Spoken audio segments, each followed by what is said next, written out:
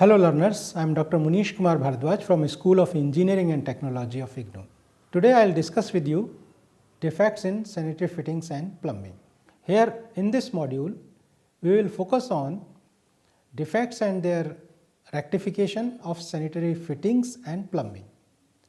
Sanitary fittings and plumbing is one of the key elements in any building, and it is more appropriate to learn well about defects in sanitary fittings and plumbing for proper upkeep and maintenance of buildings. If we want to have our buildings in good health, then we have to keep the sanitary fittings and plumbing also in good health, because these are the source of leakage and seepage and thereby causing defects in the building. A wide range of sanitary fittings are used in various type of buildings. The type of fittings varies from materials adopted for manufacturing these fittings and the purpose for which the buildings are put into use. We would confine to the sanitary fittings and plumbing used for commonly and generally in buildings. What we will cover in this discussion? We will cover in this discussion defects in sanitary fittings during manufacturing stages, permissible blemishes and defects, then test procedures and performance requirements of various sanitary fittings. Now let us begin with defects in sanitary fittings. The Bureau of Indian Standard Code have given guidelines for various fittings. IS 2556 Part 1 1994 deals with the guidelines or the specifications in regard to vitreous sanitary appliances, that is vitreous china. The material is vitreous china. So this gives the specification regarding these vitreous sanitary appliances. So we have to refer this code as far as the requirement of the good sanitary fittings is concerned. So let us first start with the defects in sanitary fittings during manufacturing stages. Means what defects in sanitary fittings may come during the manufacturing stage. First one is blister. What is blister? A raised portion of the surface protruding not more than 1 mm above the surface and not greater than 3 mm in its maximum dimension, that we call as blister. So this is one of the defects which bring in the manufacturing stage, comes in the manufacturing stage. Then another defect that may come in the manufacturing stage is bubble. Bubble is a raised portion of the surface of a sand speck not more than 1 mm in its maximum dimension. Then another defect that may come in the manufacturing stage is craze or crazing. What is craze? Craze is fine cracks in the glaze. Sometimes you see on the sanitary ware that in glaze there are fine cracks. These fine cracks are craze or crazing. Then another defect which may come in manufacturing stage is dull or eggshell finish.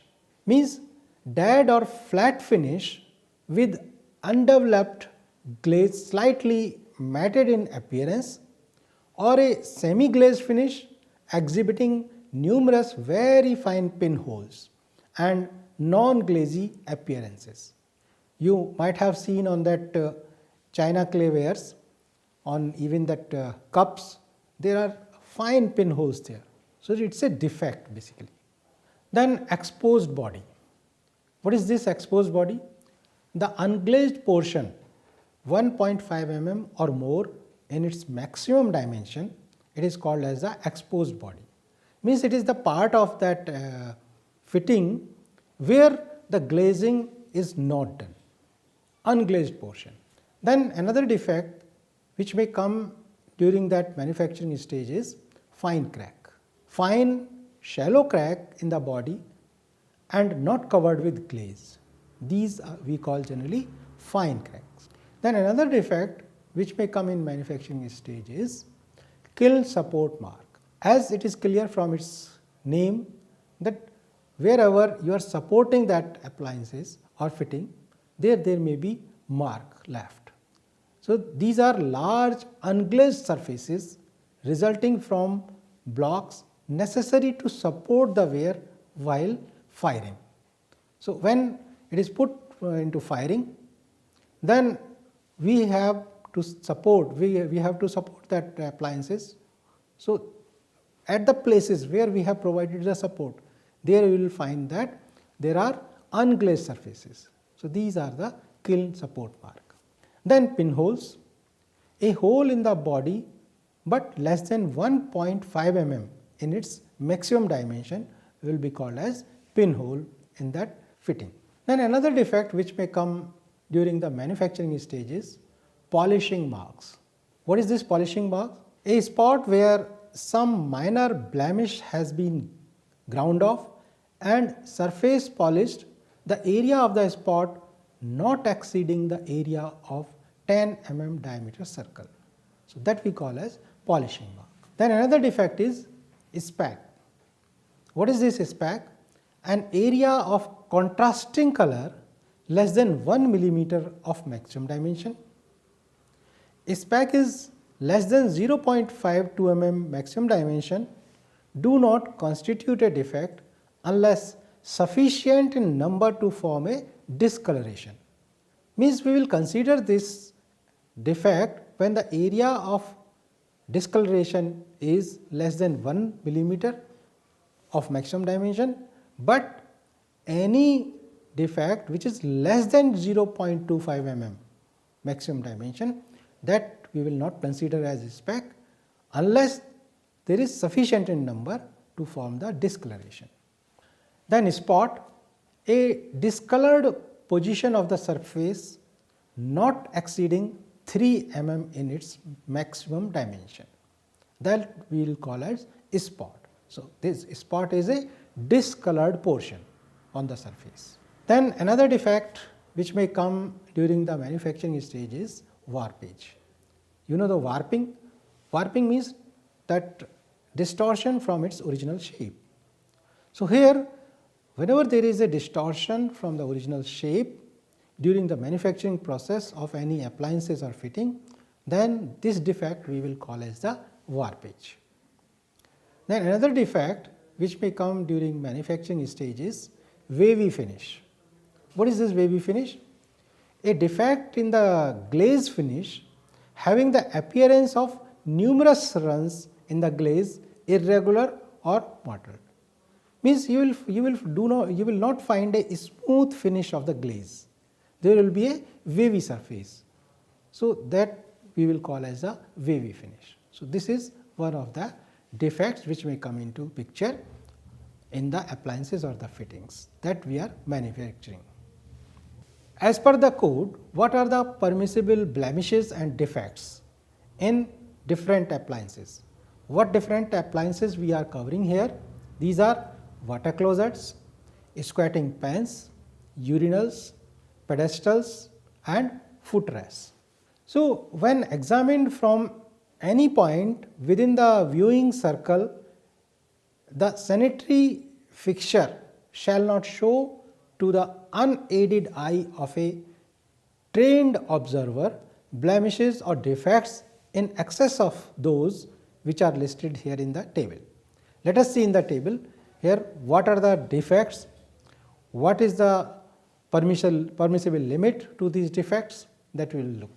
Here you see the table which gives you the blemishes and defects permitted in water closets, squatting pans, urinals, pedestals, bidets, half round channels and footrests. So first column shows the location, second column shows the blemish or the defect, and third column gives you the maximum permitted value. So first we take that location is general location. What are the blemish or the defects? Warpage, if we consider, warpage in water closet, squatting pans, other fixtures, footrest.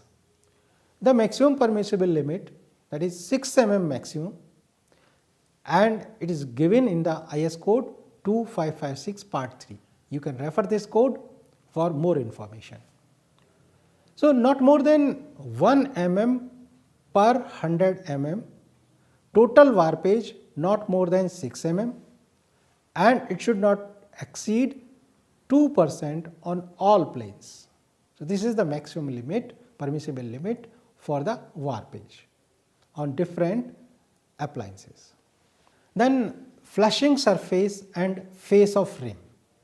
So, at this location in different fittings or the appliances we will see what is the permissible limit. Spots, blisters and pinholes. If you talk about these defects, then permissible limit is that a total of not over 6 number grouping, except that for colored appliances blister and pinhole limited to 2 each, means maximum 2 blister and maximum 2 pinholes. Then we come to another defect on the flushing surface and face of rim, bubbles and specks. Maximum limit is that not over 2 in 1 pottery square, a total of not over 4, maximum 4. Then another defect, polishing marks. The maximum limit on flushing surface and the face of rim is 1 only, none permitted for colored appliances. If the appliances is colored appliance, then no polishing marks should be there. For other appliances, only permissible value is 1. Then at visible surfaces, what is the permissible limit for different defects? If you talk about spots, blisters and pinholes, then a total number not over 6, no grouping, except that for colored appliances no blisters are permitted and pinholes are limited to total of 2, maximum 2 pinholes and no blisters for colored appliances. As far as the bubbles and specks are concerned, not over 3 in 1 pottery square, a total not over 10, maximum limit is 10 here. The viewing circle, with the reference to this table, the viewing circle referred to is 120 centimeter in diameter and lies on a plane parallel center and 60 centimeter above the rim of the appliance. This is the viewing circle, means where we are focusing or finding the defects, observing the defects. A line joining the center of circle and the center of the area of inside boundary of the rim is perpendicular to the plane of viewing circle. Then illumination during visual examination, what should be the minimum illumination when we are doing the visual examination? So, it says that where a sanitary fitting is undergoing the visual examination, the illumination may be either natural or artificial and shall be adequate in intensity. In all cases, the appliances shall be between the source of illumination and the source shall be at least 180 centimeter higher than the top of the appliance. So, these are the, you can say, viewing conditions or observation conditions. Then permissible blemishes and defects in wash basins and laboratory sinks. When examined from a distance of 60 centimeter by a viewing circle is given for water closets at the surface of the appliance shall not show to the unaided eye of the trained observer or defects in excess of those listed here in the table as given here. I will show you.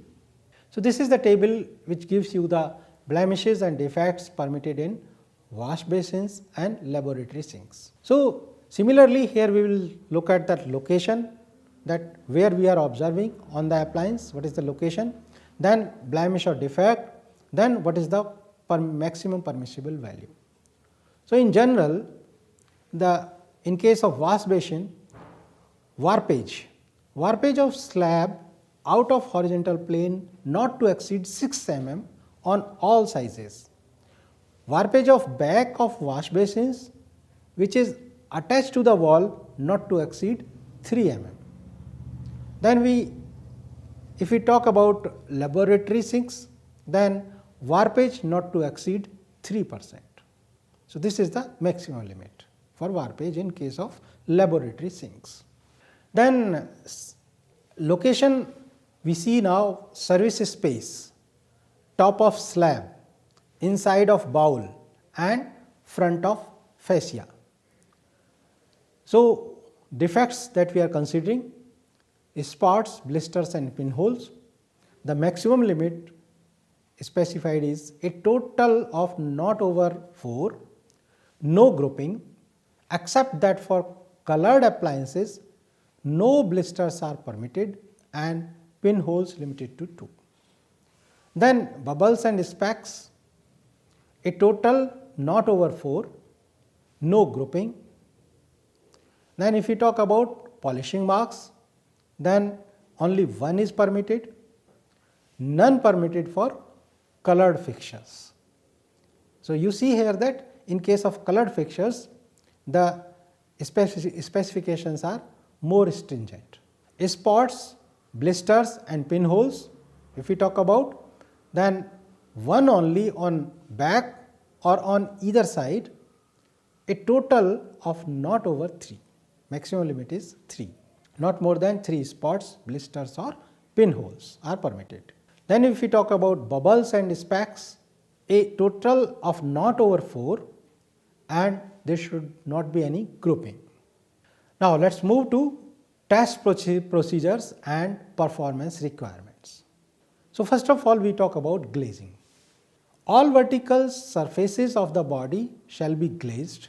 First of all, surface coming in contact with floor and underside of wash basins, sinks, etc., and prints where appliances are supported in kiln may be unglazed, but these unglazed surfaces shall not be visible when the appliance is installed in normal manner. If this unglazed surface is visible, then it is a defect and we may have to reject that appliance. The extension surface of the outlet of closets shall not be glazed for a length of 50 mm from its end. This area shall be scored or grooved at right angles to the axis of the outlet. The glaze shall be uniformly free from craze, discolorization, and shall possess an impervious surface. So, these are the requirements. It shall have a high gloss and shall be normally white and may be supplied in any color as per the requirement. In the case of glazes containing lead, the lead content shall not exceed 5% of soluble lead when tested. Then we move to warpage. The appliance shall be placed face down on a flat surface, preferably a surface plate, to ascertain the amount to deviation from the horizontal plane that exits at the edges of the appliances, because warpage is basically deviation from the horizontal plane. So, we have just to check that we have to do this step. The appliance shall be considered to be within the warpage limits if a feeler gauge of thickness equal to the maximum warpage specified in table 1 or 2 that we just discussed does not slide under the appliances without application of force. Means if it is going freely, easily without applying any force, then there is a gap, it means the surface is not flat. If the appliance rocks on 2 points, means if you are just disturbing it, if it rocks on 2 points, the horizontal plane shall be determined by placing the feeler gauge of a thickness equal to the maximum warpage permitted for the appliance, as we discussed in table 1 or 2, under one low corner and forcing the appliance down on this gauge. If a second feeler gauge of the same thickness does not slide at any other point, the appliance shall be considered as not warped out of the horizontal plane and to be in conformity with the permissible warpage limit. That is the test for warpage. Now we move to the next defect, that is crazing. How to test for crazing? Test pieces each having a surface area of not less than 250 centimeter square shall be broken from widely separated parts of the article. At least one major surface shall be glazed surface. Care shall be taken not to produce cracks either in the body or in the glaze. Any such pieces shall be discarded. Surfaces other than the major surfaces shall be unglazed and freshly broken. Alternatively, test pieces of surface area not less than 250 centimeter square and 10 mm minimum thickness with one major surface glazed may be separately made using the same body and glaze materials used in the making of appliances of the batch and put through the kiln along with the appliances. In the unglazed faces of the alternative pieces, grooves 2 mm deep shall be cut with grinding wheels to expose the inside of the body. Now we move to the next test, that is water absorption test. The test piece shall consist of 3 pieces, each having a surface area of approximately 100 centimeter square, taken from widely separated parts of the article. All other details of the sample test piece is same as that applicable to the test for crazing. Means that details as I told you in case of crazing test, the same details will be used here also in this test. Now test for chemical resistance. When tested, the test piece shall appear to the unaided eye of a trained observer to have suffered any loss of reflectivity on the glaze when compared with the controlled sample. So if there is any loss of reflectivity, then you can say that there is a problem, there is a defect. Now we move to the modulus of rupture. Sample test bars shall be separately prepared using the same body materials as used in making the appliances of a batch and shall be fired in the same kiln along with the appliances. They shall be square or circular in section and the cross sectional area shall not be less than 150 mm square and 150 mm long and shall not be glazed. The modulus of rupture shall be determined by using at least 10 of these bars mounted on supports 125 mm apart and loaded rapidly, approximately 5 kg per second of rating of load at the midpoint. Modulus of rupture shall be calculated from the formula S equal to 8PL pi d square, where S is the modulus of rupture, P is the total load in kg, then L is the length of span in mm, B is the width of test bar to the nearest 0.1 mm, D is the depth of the test bar to the nearest 0.1 mm and D equal to diameter of the test bar in mm. The average modulus of rupture of 10 samples as tested by this method shall not be less than 350 kg per centimeter square. Values taken for the determination of mean value should not vary more than 20% of the mean value.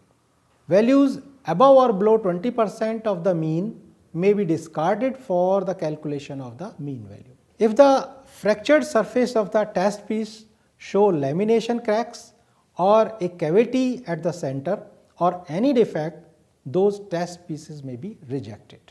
Now another test is test for resistance to staining and burning. The test sample consists of 2 pieces, each not smaller than 75 by 25 by 5 mm, taken from the glazed part of the appliance.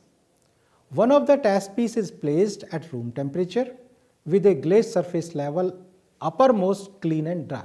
One spot not less than 10 mm of each of the 6 chemicals, that is acetic acid, citric acid, hydrochloric acid, sodium hydroxide, sodium stearate and sulfuric acid, is then placed on the glazed surface and allowed to dry.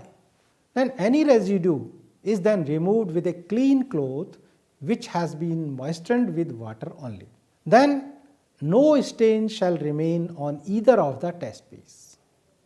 Now inspection.